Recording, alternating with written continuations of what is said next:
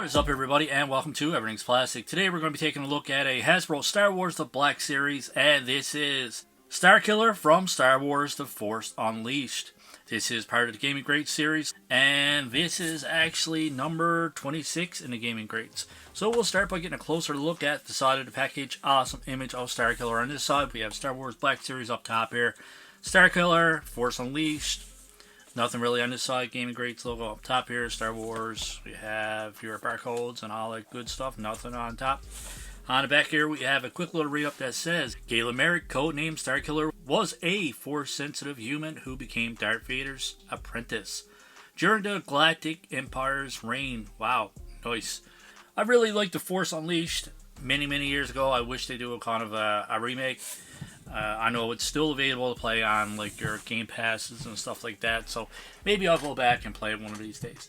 But that being said, everybody, nothing else to show you guys with the packaging. We'll be right back with StarKiller outside of the package to get a closer look.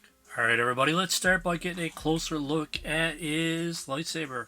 And we can see that this one is pretty sloppy, I'm not going to lie. All the little plastic pieces. This is pretty common on a lot of the newer ones. I think the older ones they actually did a better job with. Personally, paint on this one is a bit smudged and kind of all over the place. But yeah, not too bad, I guess, from a distance. And we'll get a closer look at that head sculpt. I think it's close, but I think they missed the mark. Personally, you guys can let me know in the comments below.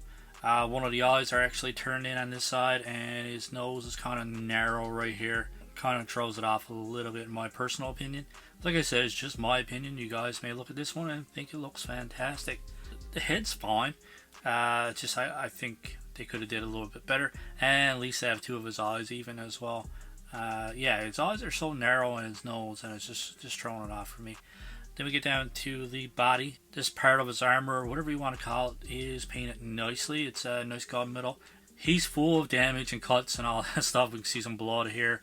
And a lot of his garments, a lot of his clothes are kind of worn away, which is pretty cool. We have tons of detail in this little rope going around here. I like it. And continues on pretty much all over the full figure. It's on his arms, it's on his legs, around his wrists, and all that good stuff. The blood on his elbow going down his forearm is painted very nicely. I like the overall appearance of that. I think that looks fantastic.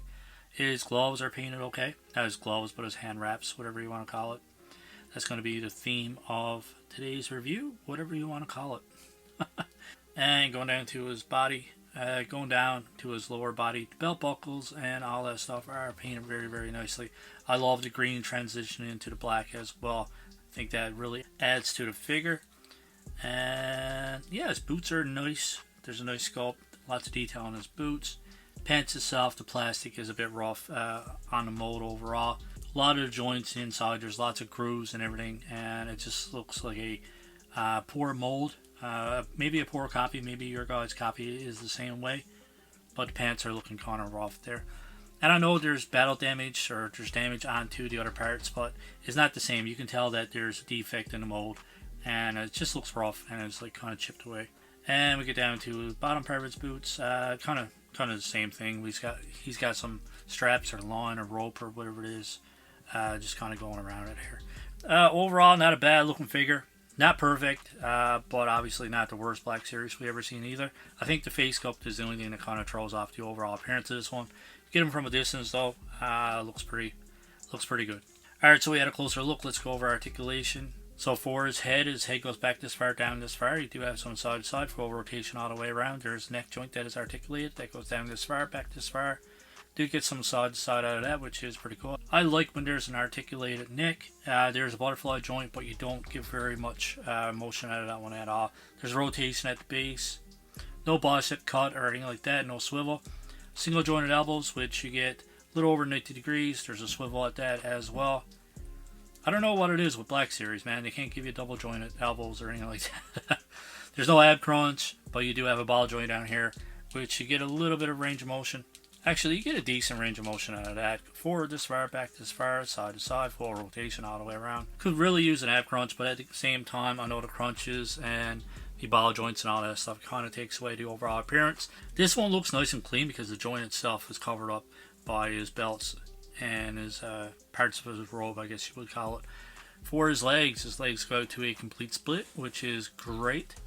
Go forward this far, back this far, so awesome range of motion going back as well. Or there's no upper thigh cut or anything like that. No kind of rotation at the top. We do have single jointed knees, which you get a rotation there. And for his ankle, it goes back this far, forward this far, and you get a full rotation out of that rocker. So, yeah, very limited range of motion from his legs. Actually, you get a good range of motion, but you just can't turn it up here. I know it looks a lot cleaner. The bottom joint down here can kind of, your knee joint rotating can kind of compensate for the lack of articulation on the top part of the leg. So you can still get this one in. Lots of cool poses, and it does look clean. So I'm kind of on the fence about that. I'm just so used to getting an upper thigh cut with a lot of Hasbro figures that you kind of almost expect it, but realistically, do you always need it? I don't know. I forgot to mention too, there's lots of holes for lightsabers, so you can put his lightsaber in here. There's 4 holes on the back as well, and the lightsaber just kind of ports into whatever one you want to put it into. I think that pretty much covers the overall appearance of this one. Maybe I missed stuff. If I did, you guys let me know in the comments below. This lightsaber comes apart with a lot easier too than the older ones. The older ones, man, scares the poop out of me when I'm trying to take out the actual blade part. But yeah, it kind of ports in here, and like I said, you can kind of port it in here wherever you want to put it to. There. You guys get the point, but may as well do all of them. Leave no hole unfilled. There we go.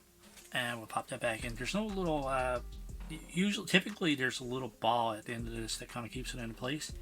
Now this one is just smooth and just kind of pops in nice and easy. I like it. And I put his lightsaber in his hand. Goes in pretty easily. Doesn't scare the crap out of you when you're trying to do it. I like it. His hands are nice and soft.